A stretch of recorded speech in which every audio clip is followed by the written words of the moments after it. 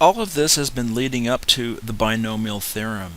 We already know that when we have a plus b to the nth power, this is equal to all of these binomial coefficients, which used to be represented in Pascal's triangle, but now are represented in this combination format, all added together. Here's the sum of all these terms with these formats, and then we have descending exponents with the first exponent and ascending exponents with the second.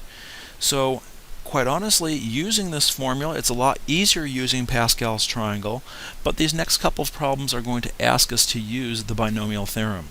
We begin with the fifth power here, and we're going to rewrite this as the combination of 5 choose 0 times the first term 5x to the fifth power times the second term, which is 3 to the 0 power.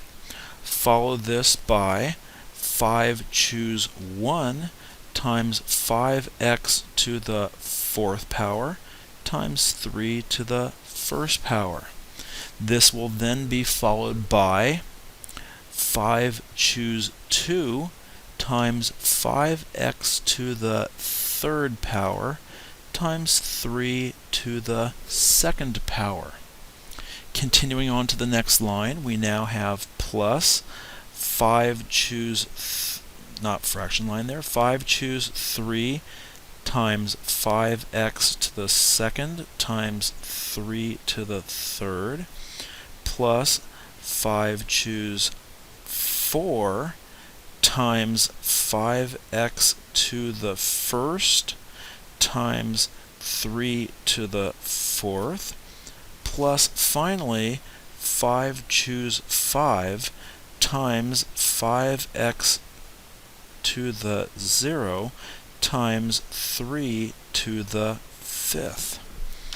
Now, each of these coefficients refers to Pascal's triangle. Basically, we have 1, 5, 10, 10, 5, 1 as those leading coefficients, and so basically we would have to do all this multiplication out.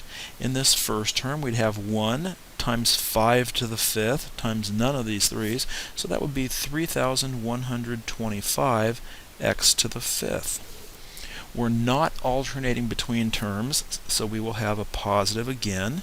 5 choose 1 is 5 times 5 4 more times 3 this time.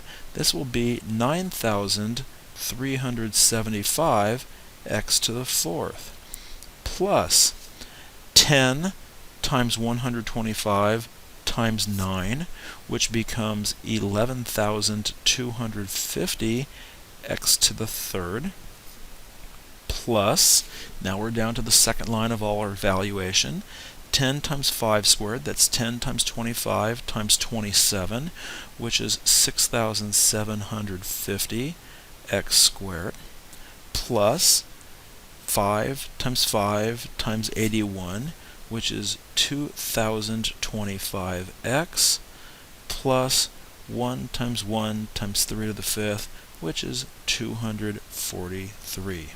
So that becomes our expansion.